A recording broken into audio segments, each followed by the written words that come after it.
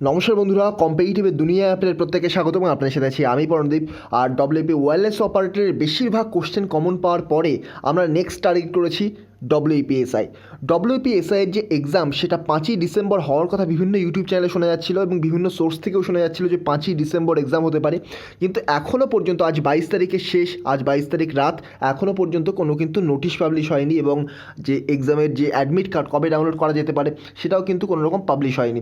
তো সেক্ষেত্রে আমরা বলতে পারি যে আরও 5টা দিন হয়তো এক্সট্রা লাগতে পারে ডব্লিউপিএসআইয়ের এক্সামটা হতে। তার কারণ দেখুন, মোটামুটি 15 দিন আগে অন্তত একটা নোটিশ দিয়ে দেওয়া হয় যে এই যে 5-15 দিন পরে এক্সাম হবে বা এর 5 দিন পর থেকে আপনারা অ্যাডমিট কার্ড ডাউনলোড করতে পারেন। ইভেন আপনারা ডব্লিউপি ওয়্যারলেস অপারেটরের ক্ষেত্রেও দেখবেন এখানে মোটামুটি 15 থেকে 17 দিনের আগে এটা ঘোষণা করে দেওয়া হয়েছিল। তো যাই হোক, আমরা তবুও ধরে নেবো যে 5 তারিখে এক্সাম হচ্ছে। 5 তারিখে এক্সাম হওয়ার পরে আমরা কীভাবে টার্গেট নিয়ে এগোতে পারি বা এই 5 তারিখে এক্সাম হলেও আমরা কীভাবে শেষ করতে পারি, এটা আজ আমরা ডিটেলস আলোচনা করবো এবং ফ্রি ক্র্যাশ কোর্সটা কীভাবে আপনারা অ্যাভেল করতে পারবেন সেটাও আপনারা এই ভিডিওর মাধ্যমে জানতে পারবেন। তো ওয়্যারলেস অপারেটরে দেখেছেন বেশিরভাগ কোশ্চেনই কিন্তু আমার যে ক্র্যাশ কোর্স বা বলতে পারেন ম্যারাথন ক্লাস, এখান থেকেই বেশিরভাগ কোশ্চেন ডিরেক্টলি আর ইনডিরেক্টলি কমন এসেছিলো। অবশ্যই কিছু কোশ্চেন 3 থেকে 4টে কোশ্চেন যে অ্যান্সার কি সেখানে আমি ভুল দিয়েছিলাম, ফিজিক্সের ক্ষেত্রেও ভুল দিয়েছিলাম। তো একটু ভয়ে যায়, কেননা দেখবেন বড় বড় চ্যানেল যেগুলো ভিশন আইএস, ইনসাইট আইএস, এরাও কিন্তু যখন ইউপিএসসির অ্যান্সার কি বার করে সেখানে 8টা-10টা ভুল হয়ে যায়। কিন্তু এখানে যদিও এটা ইউপিএসসি নয়, কিন্তু তাড়াতাড়ি করে অ্যান্সার কি বার করতে গেলে একটু ভুল হয়ে যায় 4-5টা, সেটা একটু কনসিডার করে নেবেন। তো চলুন আমরা আলোচনা করি যে কীভাবে আমরা এই যে ক্র্যাশ কোর্সে কী আলোচনা করব, কীভাবে আমরা এগিয়ে যাব এই 15 দিন নয় আর 12 থেকে 13 দিন রয়েছে, এর মধ্যে কীভাবে এগিয়ে যাব। দেখুন, মোটামুটি আমি যদি পার ডে 2টো করে ক্লাস নিই, 12 দিন হাতে টাইম ধরলে আমরা 12 × 24টা ক্লাস কিন্তু হাতে পাচ্ছি। এই 24টা ক্লাসের মধ্যে আমরা কী করব, 50টা জিকে টপিক করবো। জিকে বলতে শুধুমাত্র স্ট্যাটিক জিকে নয়, এর মধ্যে ইকোনমি, পলিটি, হিস্ট্রি, জিওগ্রাফি প্রত্যেকটা টপিক কিন্তু থাকবে। তো তার সাথে স্ট্যাটিক জিকেরও টপিক থাকবে। তো এই 50টা জিকে টপিক আমরা কভার করব। এই 50টা জিকে টপিক কভার করলে আমরা এক্সপেক্ট করতে পারি এখান থেকে 70-80% কোশ্চেন শুধুমাত্র এর মধ্যে থেকেই কমন আসবে। আপনার ডব্লিউবিসিএস প্রিলিমিনারির আগেও দেখেছিলেন আমি যে স্টাডি ম্যাটেরিয়ালটা বার করেছিলাম, সেখান থেকে অ্যারাউন্ড 33 কোশ্চেন ডিরেক্টলি কমন এসেছিলো আর 30টার কাছাকাছি কোশ্চেন শুধুমাত্র যে আমি যে পিডিএফটা দিয়েছিলাম তার মধ্যে থেকে ইনডিরেক্টলি কমন এসেছিলো। মোটামুটি 60-63 কোশ্চেন কিন্তু ডিরেক্টলি আর ইনডিরেক্টলি আমার শুধু স্টাডি ম্যাটেরিয়াল থেকেই কমন এসেছিলো।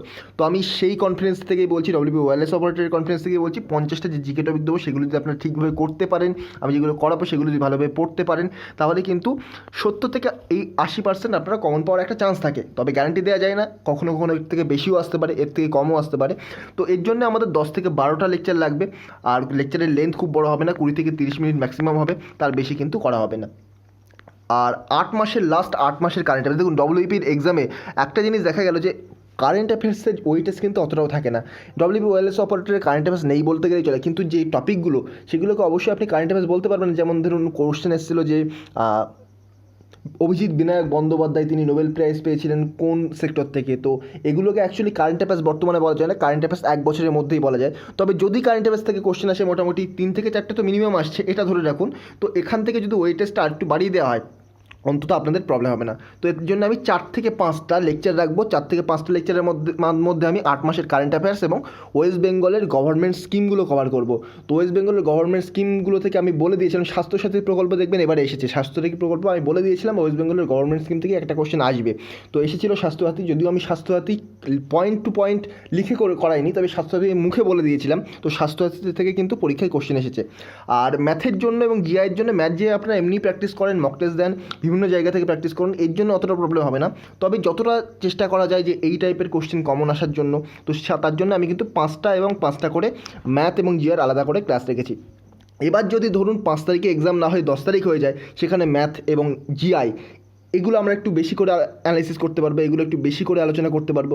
আমি এই 5টা যে লেকচার 5 দিনে 5টা আপনাদের যে মকের কোশ্চেন বা বলতে পারেন 5টা সেট করাবো এবং জিআইয়ের ক্ষেত্রেও 5টা সেট করাবো। আর সেটগুলো আমি নিজেই তৈরি করব।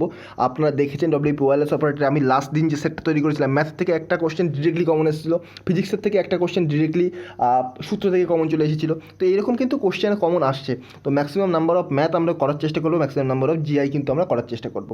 তাহলে আমরা এই যে 4টে টপিক খুব ভালোভাবে করবো, 50টা জিকে টপিক করবো 10 থেকে 12টা লেকচারের মাধ্যমে।